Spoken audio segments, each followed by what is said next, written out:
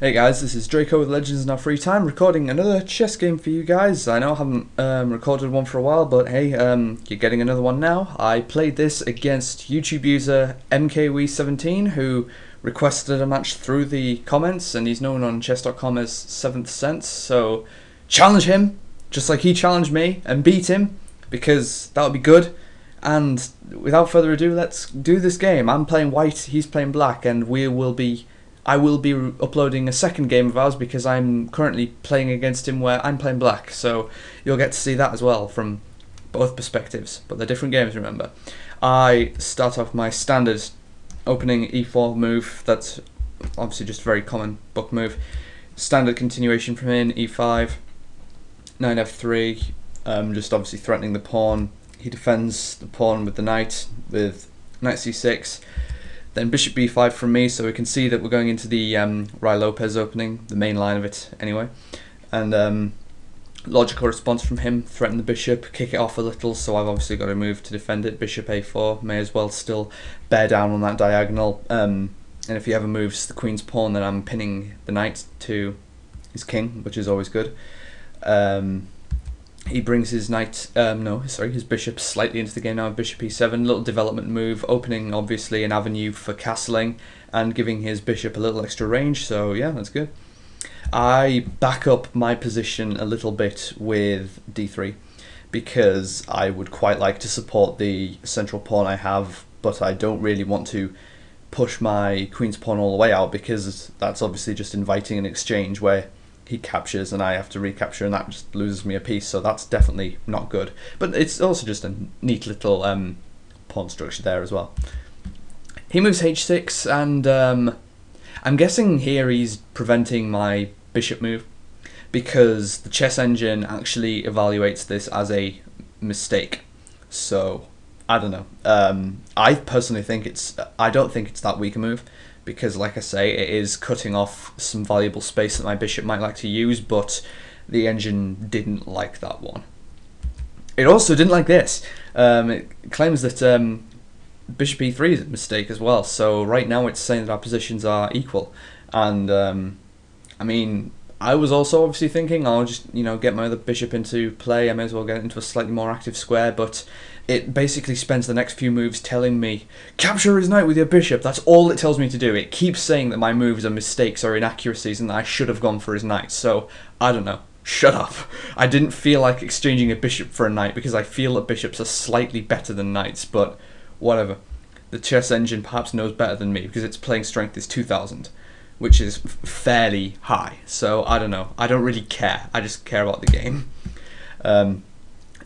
Knight f6, obviously bringing his other knight out, so he's just developing more pieces, and it's the most logical square to bring it to, threatening my pawn. And he's also ready to castle now. We're both ready to castle, and so they're very standard four knights position. I mean, it's not the four knights opening, but you'll very commonly see this where all four knights are in a nice square in the center there because they're just logical positions for them. And again, I'm still defending my pawn. Basically at this point I'm just building up a lot of pressure in the center.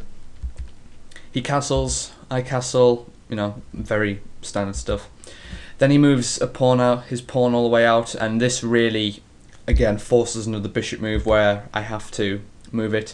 You may say that it's forcing me to waste tempos, but this bishop doesn't do too badly on this diagonal anyway, so I wouldn't so much call it a lost tempo as it is just getting me to a slightly favourable square. I don't know. He moves down again, and I'm like, I don't really like this so much, so I move my knight into the centre, and here you can see I'm pretty much inviting an exchange of some kind, because obviously his knight can come in and capture, or he can just further develop. There's basically a lot of options here, and he chooses the capture obviously, so I go in with my bishop. Engine claims that's an inaccuracy and that the capture with the pawn would be better, but I do like the central position of the bishop, and I like the pin that the knight has on the rook and how it's basically just posing quite a nasty threat. So whatever, I think this isn't too bad, and I'm slightly winning at this point. He brings his bishop to defense, and the engine claims this is a mistake and evaluates me as being completely winning at this point. I think it's a little less uncertain, me personally, but I don't think it's so. I certainly don't think it's the worst thing he could have done. There's certainly far worse moves that he could have played there, and it's getting his bishop into the game. I move my pawn out now, obviously inviting another pawn exchange because I'd quite like to keep my centre, but that extended pawn is starting to worry me a little bit, so that brings it off the board with those couple of moves. This apparently, according to the engine, this was a blunder. I didn't particularly see it as much, but I mean, obviously he's trying to give his queen somewhere to go full stop, because I mean his queen's basically hemmed in, and his light square bishop at the minute, I would definitely say his light square bishop is a bad bishop. His dark square to a certain extent, but it can still move on the diagonal on the king side, but I don't know. It just hated that pawn move. And apparently I squander that advantage by making a blunder of my own by extending my central pawn a little bit, which the engine also hated, but I was intending at this point, I was just trying to keep the game focused in the centre and try to keep as much central control as possible with, you know, little pawn swap there. He moves his rook out, so he's backing up the bishop now, so at least the bishop now has a defender and it's not completely hanging if the knight goes anywhere. I, you know, just put the rook on an open file, makes sense.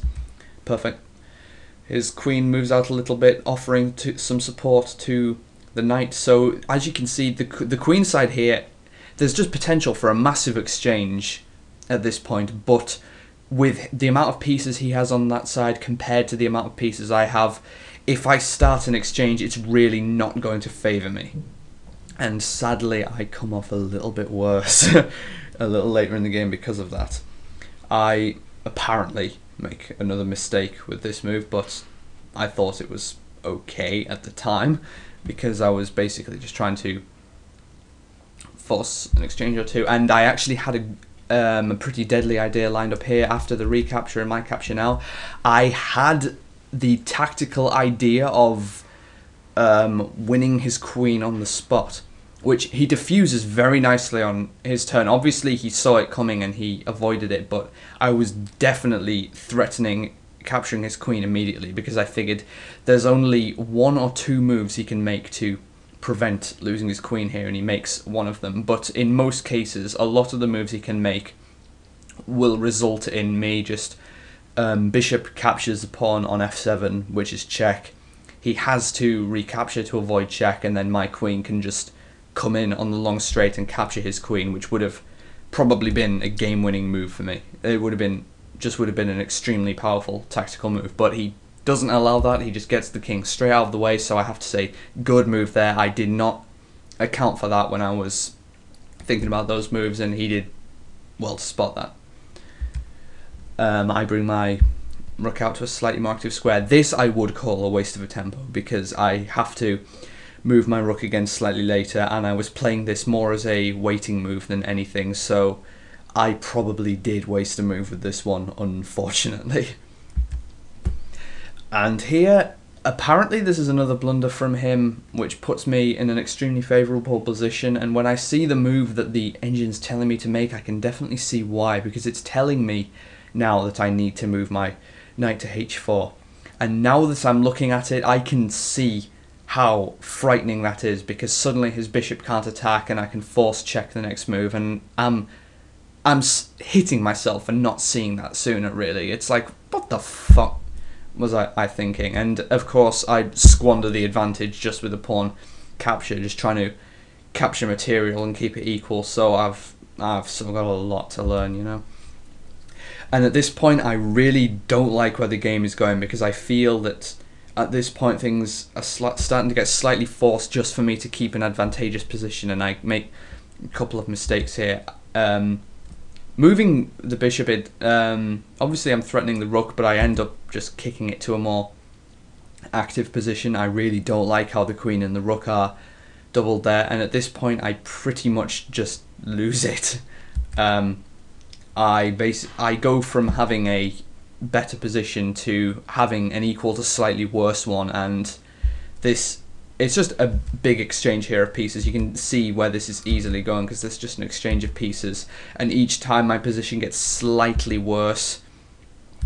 And at this point, I actually proposed a draw and he agreed. So I'm sorry, there's no resounding win for me this time. This game did result in a draw. Plus, I don't like how unless I move my G-pawn, or, well, any of the pawns would do, but I think the G-pawn, actually no, at this point the G-pawn wouldn't be a good one because his bishop can then abuse the long diagonal. But if I move one of the pawns to give my king some room, I can then afford to get my rook off the back rank, because as it is, my rook is basically locked to the back rank because his rook could easily just come in for a back rank mate.